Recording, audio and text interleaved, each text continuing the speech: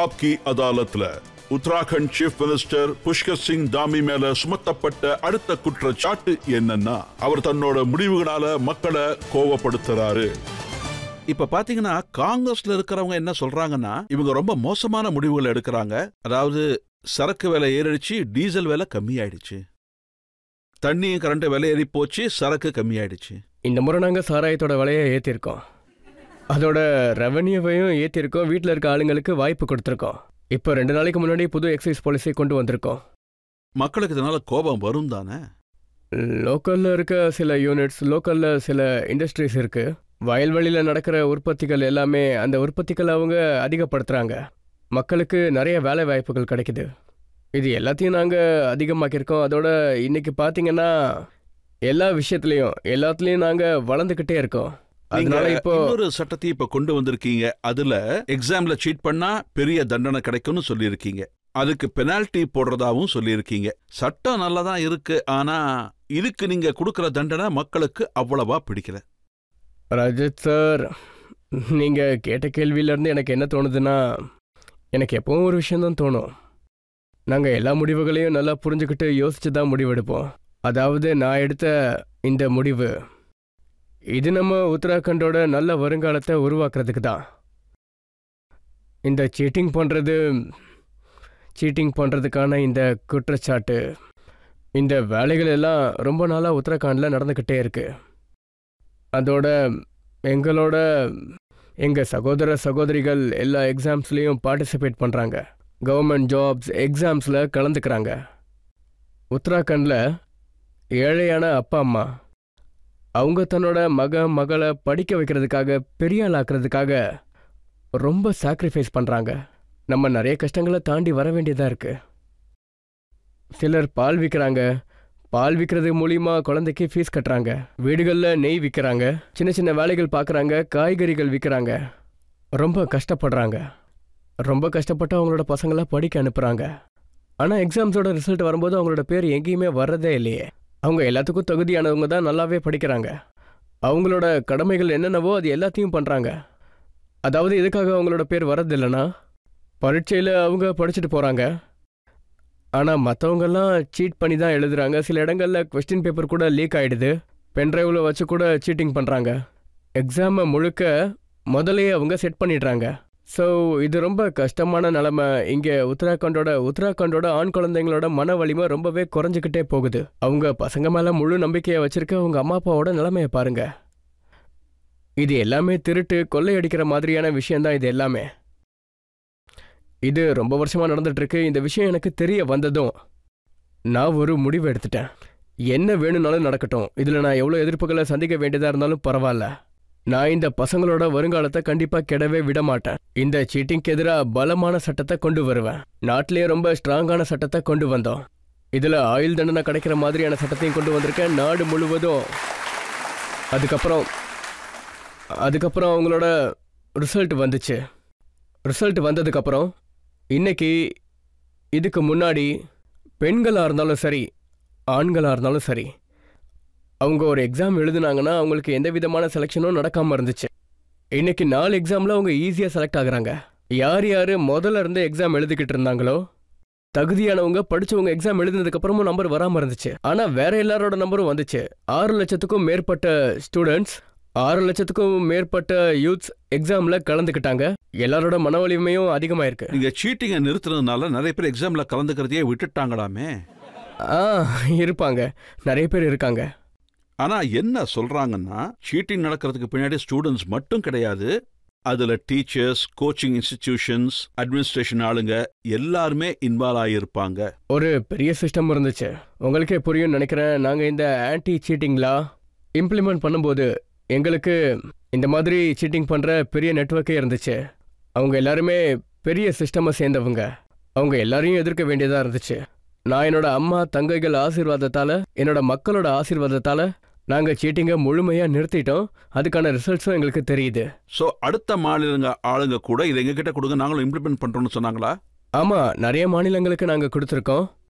அதோட இப்போது நான் என்ன ஆசைப்படுறேன்னா, நாட்டோட பார்லிமெண்ட்லேயும் ஆன்டி சீட்டிங் லாவை கொண்டு வரணும்னு நான் நினைக்கிறேன். இது ரொம்பவே நல்ல விஷயம். நீங்க ஒரு சட்டத்தை உருவாக்குறீங்க. அது யூசிசியா இருக்கட்டும், இந்த சீட்டிங் சட்டமா இருக்கட்டும், எதுவா இருந்தாலும் சரி, அவங்க ஃபாலோ பண்றாங்க. இது எனக்கு ரொம்ப சந்தோஷமான விஷயம். கடவுளோட இடமான ஹிமாலயா இருக்கு. இங்க இருந்து எந்த வேலையை ஆரம்பிச்சாலும் கடவுளோட அருளால தான் எனக்கு எல்லா வேலையும் நடக்குதுன்னு தோணுது. அது மட்டும் இல்லாம அவர் ஆசீர்வாதம் இருந்தா மட்டும்தான் இதெல்லாம் நடக்கும். அதான் இந்த உண்மை. சட்டத்தை எல்லாம் உருவாக்க உங்களுக்கு லா டிகிரி ரொம்ப யூஸ்ஃபுல்லா இருக்குன்னு நினைக்கிறேன். கொஞ்சம் மக்கள் ஏதாவது கேள்வி கேட்கலாம்? உத்தரகாண்ட்ல ஒரு ட்ரெண்ட் இருந்துச்சு. அங்க இருக்க யங்ஸ்டர்ஸ் ஐஐடி என்ஐடியை விட்டுட்டு ஆர்மிக்கு போக ஆரம்பிச்சிருக்காங்க. ஆனா கடந்த சில வருஷமா இந்த ட்ரெண்ட் குறைஞ்சிட்டே போகுதுன்னு தான் சொல்லலாம். இப்போ கவர்மெண்டோட அக்னிவீர் ஸ்கீம் ஒன்னு இருக்கு. இது மூலமா ஏதாவது மாற்றத்தை காண முடியும்னு நீங்க நினைக்கிறீங்களா? அப்படியெல்லாம் ஒன்றும் கிடையாது. உத்தரகாண்டில் அக்னிவீர் ஸ்கீம் இப்போ தான் நாங்கள் கொண்டு வந்திருக்கோம். அக்னிவீரோட இந்த எக்ஸாம்ஸ் எல்லாமே ரெக்ரூட்மெண்ட்டுக்கான எக்ஸாம்ஸ் மட்டும்தான். குருத்வாரில், பன்பசால, பித்தோட்கரில் இந்த இடங்கள்ல எல்லாத்துலேயும் ரெக்ரூட்மெண்ட் எக்ஸாம்ஸ் நடந்துக்கிட்டு இருந்துச்சு. இதை ரெக்ரூட்மெண்ட் மேலான்னு சொல்லுவோம். இதில் பெரிய எண்ணிக்கையில் மக்கள் வந்து பார்ட்டிசிபேட் பண்ணிக்கிட்டு இருந்தாங்க. நிறைய பேர் வந்தாங்க. நீங்கள் சொன்னது ஒரு விஷயத்தில் உண்மைதான். இப்போ எங்கள் இடத்துல நிறைய இன்ஸ்டிடியூஷன்ஸ் திறந்திருக்காங்க, நிறைய காலேஜஸ் திறந்திருக்காங்க. அந்த ஃபீல்ட்ஸ்லேயும் போகிறாங்க. ஆனால் ஆர்மியில் போகிறதுன்றது மலைவாழ் மக்களுக்கு வெறும் வேலை மட்டும் கிடையாது, அவங்களுக்கு தேசபக்தியும் நிறையா இருக்குது. தேசபக்திக்காக இன்னும் நிறைய பேர் போய்கிட்டே தான் இருக்காங்க. அக்னிவீர் ஸ்கீம்லேயும் அதில் வர்றவங்களோட எண்ணிக்கையும் அதிகமாயிட்டே தான் இருக்குது. அதனால அதெல்லாம் பார்த்துக்கிறது எங்களுக்கு ரொம்பவே கஷ்டமாயிடுச்சு. அத்தனை பேர் அங்கே வந்திருக்காங்க. ஸோ அக்னிவீர் ஸ்கீம் ரொம்பவே நல்லது. நிறைய பேருக்கு அங்கே வாய்ப்பு கிடைக்கும். அது குறிப்பிடத்தக்க. ஆனால் பொலிட்டிக்கலி இன்னைக்கும் நிறைய பேர் காங்கிரஸோட ஆளுங்க என்ன சொல்றாங்கன்னா, இந்த அக்னிவீர் இது மூலமா நீங்க அவங்களோட எதிர்காலத்தை பறிச்சுக்கிறீங்க. அந்த 4 வருஷத்துக்கு அப்புறம் அவங்களால எதுவுமே பண்ண முடியாது. இங்க பாருங்க, 4 வருஷத்துக்கு அப்புறமும் அவங்களுக்கு நிறைய வாய்ப்புகள் கிடைக்கும். அதுலயும் சில பெர்சன்டேஜ் எப்படி இருக்குன்னா, யாரு ஆர்மியில சர்வீஸ் பண்ணிக்கிட்டே இருக்காங்களோ, நாங்க உத்தரகாண்ட்ல ஒரு சிஸ்டமை உருவாக்கியிருக்கோம். அது என்னன்னா, யாரு அக்னிவீர் டெஸ்ட், அக்னிவீரோட டெஸ்ட்டை யாரு முழுசா முடிச்சுட்டு வராங்களோ அவங்களுக்கு நாங்கள் ஹெல்த் டிபார்ட்மெண்ட்ஸில், போலீஸ் டிபார்ட்மெண்ட்ஸில், முக்கியமான டிபார்ட்மெண்ட்ஸில் நாங்கள் அவங்களுக்கு வாய்ப்பு கொடுத்துட்ருக்கோம். எங்கே வேலை செய்யணும்னு நினைக்கிறாங்களோ அங்கேயே வேலை செய்யலாம். அதுக்கான ஸ்கில்ஸை கற்றுக்கிற இடமாவும் இது இருக்கும். இன்னொருத்தர் கேள்வி கேட்கலாம். நீங்க கடந்த இன்டர்வியூல சொல்லியிருந்தீங்க உத்தரகாண்ட் ஸ்டேட்டை ட்ரக் ஃப்ரீ ஸ்டேட்டா மாத்துவேன்னு சொல்லி. இன்னைக்கு நம்ம 2024 இருக்கோம். அந்த வேலையை நீங்க எந்த அளவுக்கு முடிச்சிருக்கீங்க? இத கேட்கறதுக்கான இன்னொரு காரணம் என்னன்னா, இன்னைக்கு இருக்கிற யூத்ஸ் ரிஷிகேஷ் போறதுக்கான காரணம் என்னன்னா, டூருக்காக போகும்போது இப்பவும் அங்க ட்ரக்ஸ்க்கான பிரச்சனை இருக்கு. அதனால நீங்க என்ன முயற்சிகள் எடுத்துக்கிட்டு இருக்கீங்க? நீங்க கேட்டது ரொம்ப நல்ல கேள்வி. நாங்க 2025 எங்க மாநிலத்தோட சில்வர் ஜூப்ளி இயர். அந்த சில்வர் ஜூப்ளி இயர்க்குள்ள ட்ரக்ஸ் ஃப்ரீ கடவுள் இடம், இதுதான் எங்களோட உறுதியான நோக்கம். அதுக்காக நாங்கள் நான் ஸ்டாப்பாக ஒர்க் பண்ணிக்கிட்டு இருக்கோம். ஒவ்வொரு மாதமும் மீட்டிங் நடந்துக்கிட்டு தான் இருக்குது. நாங்கள் ஹல்த்வானிலையும் போர்டுவாரில் 2 சென்டர் வச்சுருக்கோம். டெஹ்ராடூன்லேயும் ஒரு தனி சென்டர் வச்சுருக்கோம். அந்த சென்டர்ஸை நாங்கள் உங்களுக்காக தான் திறந்துருக்கோம். அதோட டெஹ்ராடூனில் ஒவ்வொரு வருஷமும் இந்தியன் கோர்ட்டோட சப்போர்ட்டால் NCB மீட்டிங் நடந்துட்டு தான் இருக்குது. அந்த மீட்டிங்ஸ்லேயும் இதை பற்றி பேசுவோம். இதில் நாங்கள் ஸ்ட்ரிக்ட் ஆக்ஷனும் எடுத்துகிட்டு இருக்கோம். அதோட ட்ரக் மாஃபியாஸ் அவங்கள கண்டுபிடிச்சி அவங்க மேலே நிறைய ஆக்ஷன்ஸ் எடுத்துகிட்டு இருக்கோம். எங்களோட பார்டர்ஸில் பரேலியிலேருந்து யூபியோட பார்டர்ஸ் இருக்குது. இந்த பக்கம் சாரன்பூரில் இருக்குது, பிஜ்னூரில் இருக்குது, முராதாபாத்லேயும் இருக்குது. நேபாளில் இருந்தும் கூட பெரிய எண்ணிக்கையில் நடக்கிற ட்ரக்ஸ் செயின் நடந்துக்கிட்டு இருக்கு. அந்த ட்ரக்ஸ் செயினை இதுக்காக ஆன்டி ட்ரக்ஸ் ஆஃபீஸர்ஸ் நிறைய பேரை நாங்கள் நியமிச்சிருக்கோம். நாங்கள் நிறைய டீம்ஸையும் உருவாக்கியிருக்கோம். அவங்க எல்லாரையும் நாங்கள் முழுசாக கண்காணிச்சுக்கிட்டு தான் இருக்கோம். அந்த உறுதிமொழியை நாங்கள் எடுத்திருக்கோம். கண்டிப்பாக எங்கள் கடமையை முழுசாக செஞ்சு முடிப்போம். ஸ்ட்ரிக்டான ஆக்ஷன்ஸ் மட்டும்தான் நடக்குதா, இல்லை மக்களை எஜுகேட் பண்ணக்கூடிய ப்ரோக்ராம்ஸும் உங்ககிட்ட இருக்கா? இல்லை, இது கூட சேர்த்து நாங்கள் அவேர்னஸ் ப்ரோக்ராம்ஸும் பண்ணிக்கிட்டு தான் இருக்கோம். ஸ்கூல்ஸில், காலேஜஸில், அதுலேயும் குறிப்பாக போலீஸ் டிபார்ட்மெண்ட் அண்ட் ஹெல்த் டிபார்ட்மெண்ட்டில். இந்த டிபார்ட்மெண்ட்டையும் நாங்கள் ஜாயிண்ட்டாக இதில் நோடல் ஆக்கியிருக்கோம்.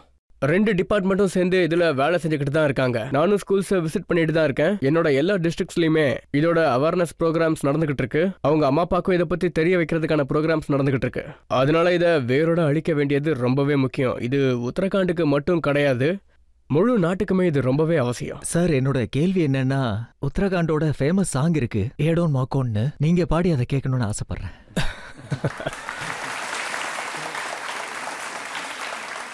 கூட சேர்ந்து நீங்களும் பாடுவீங்களா? கண்டிப்பா பாடுவோம் சார். बेड़ुपाको बारमासा, बेड़ुपाको बारमासा, नरण का फल पाको चैत मेरी सैला, नरण का फल पाको चैत मेरी सैला.